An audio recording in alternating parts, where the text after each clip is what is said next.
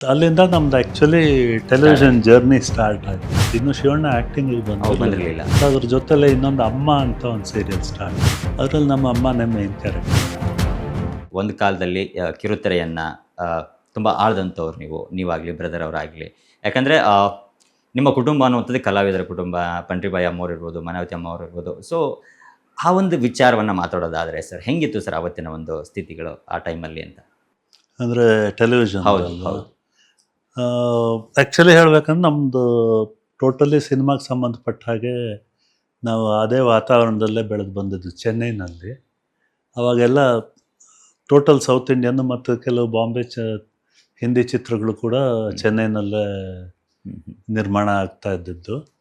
So ಪ್ರತಿಯೊಂದು ನಿಮಗೆ lab ಇರ್ಬೋದು ಅಥವಾ ಸಂಕಲನ ಕೇಂದ್ರ ಇರ್ಬೋದು, ಪ್ರತಿಯೊಂದು ಡಬ್ಬಿಂಗ್ ಸ್ಟುಡಿಯೋಗಳು, ಶೂಟಿಂಗ್ ಸ್ಟುಡಿಯೋಗಳು ಎಲ್ಲ ಚೆನ್ನೈನಲ್ಲೇ ಇದ್ದಿದ್ದರಿಂದ ನಾವು ಅಲ್ಲೇ ಬೆಳೆದಿದ್ವಿ. ಮತ್ತು ನಮ್ಮ ಮನೇಲಿ ಹೇಗೆ ಅಂದರೆ, ನಮ್ಮ ದೊಡ್ಡಮ್ಮನವರು ಅಂದರೆ ನಮ್ಮ ಫ್ಯಾಮ್ಲಿ ಇದರಲ್ಲಿ ಒಂದು 8-10 ಸಿನಿಮಾಗಳನ್ನು ಕನ್ನಡದಲ್ಲಿ ಪ್ರೊಡ್ಯೂಸ್ ಮಾಡಿದ್ವಿ. ಇದನ್ನ ಬಿಟ್ಟು ತಮಿಳಲ್ಲಿ ಒಂದಿಷ್ಟು ಸಿನಿಮಾಗಳು, ಒಂದೆರಡು ತೆಲುಗು ಸಿನಿಮಾಗಳು ಕೂಡ ಪ್ರೊಡ್ಯೂಸ್ ಮಾಡಿದ್ರಿಂದ ನಮ್ಮ ಮನೆಯಲ್ಲಿ ಸಾಧಾರಣ ಎಲ್ಲರೂ ಸೇರ್ತಾ ಇದ್ದರು.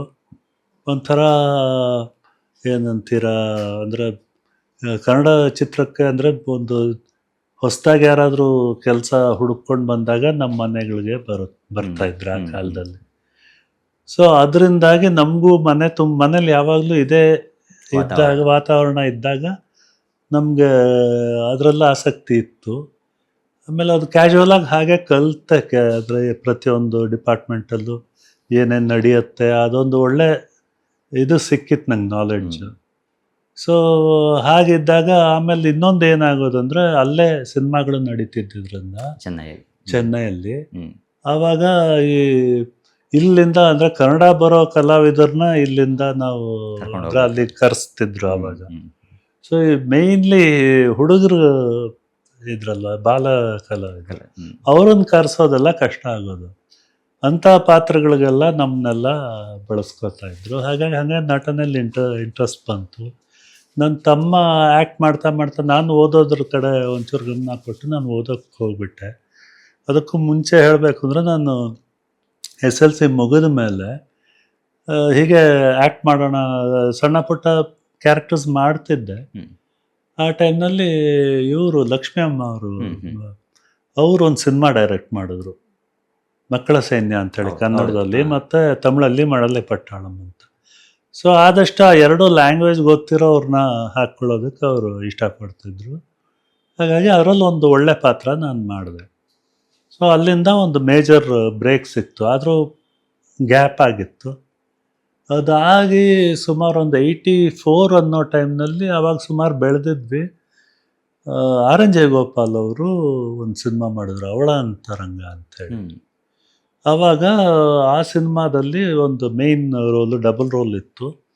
ಅದಕ್ಕೆ ಶಿವಣ್ಣನ ಕೇಳಿದ್ರಂತೆ. ಇನ್ನು ಶಿವಣ್ಣ ಆ್ಯಕ್ಟಿಂಗಿಗೆ ಬಂದಿರಲಿಲ್ಲ, ಅವ್ರು ಬಂದಿರಲಿಲ್ಲ ಆ ಟೈಮಲ್ಲಿ. ಆಮೇಲೆ ಅಪ್ಪಾಜಿ ಅವರು ಬಂದ್ಬಿಟ್ಟು ಅವ್ರನ್ನ ಕೇಳಿದಾಗ ಜಯಗೋಪಾಲ್ ಅವ್ರಿಗೆ, ಇನ್ನೂ ಅವರು ಓದ್ತಾ ಇದ್ರು ಶಿವಣ್ಣ, ಅಂದರೆ ಫೈನಲ್ ಇಯರು ಅಥವಾ ಇದರಲ್ಲಿ ನಾವೇ ಲಾಂಚ್ ಮಾಡ್ತೀವಿ ಮುಂದೆ ಅಂಥೇಳಿ.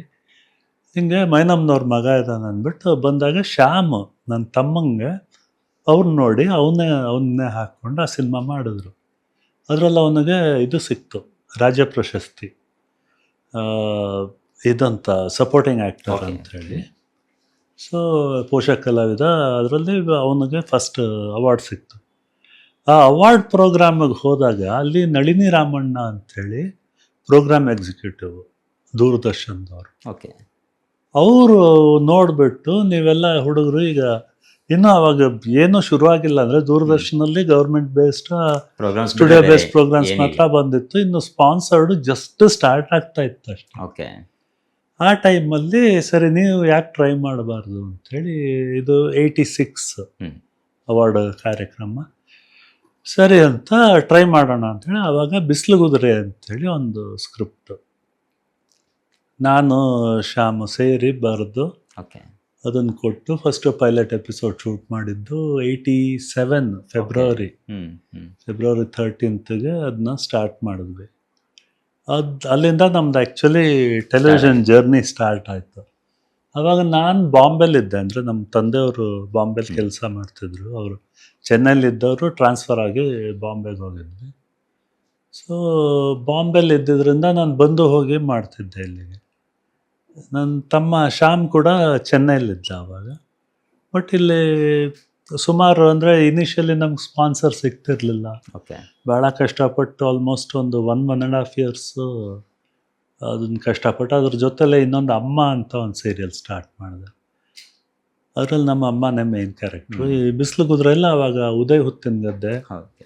ಆಮೇಲೆ ಕಿಶೋರ್ ಕುಮಾರ್ ಅಂಥೇಳಿ ಒಬ್ಬ, ಆಮೇಲೆ ನಮ್ಮ ಗುಬ್ಬಿ ನಟರಾಜು, ವೇದಪ್ರದ, ಅವಿನಾಶು, ಆಮೇಲೆ ಕೆ ಶ್ರೀಧರ್ ಅಂಥೇಳಿ ಹೌದು, ಆರ್ಟಿಸ್ಟ್ ಶ್ರೀಧರ್ ಸರ್, ಓಕೆ. ಅವರು. ಸೊ ಇವರೆಲ್ಲ ಆ್ಯಕ್ಟ್ ಮಾಡಿದ್ರು. ಅದರಲ್ಲಿ ಒಂದು ಕ್ಯಾರೆಕ್ಟ್ರು ಪೆಂಡಿಂಗ್ ಇತ್ತು.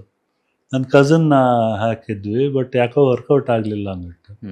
ಆಮೇಲೆ ಟೆಲಿಕಾಸ್ಟ್ ಹತ್ತಿರ ಬರ್ತಿದ್ದಂಗೆ ಅದನ್ನ ರೀಶೂಟ್ ಮಾಡೋಣ ಅಂಥೇಳಿ ಅದರಲ್ಲಿ ಪ್ರಕಾಶ್ ರೈನ ಹಾಕಿದ್ವಿ ನಾವು. ಆ ಕ್ಯಾರೆಕ್ಟ್ರು ಓಕೆ. ಪ್ರಕಾಶ್ ರೈ ಮಾಡಿದ್ದು ಬಿಸಿಲು ಕುದುರೆಯಲ್ಲಿ.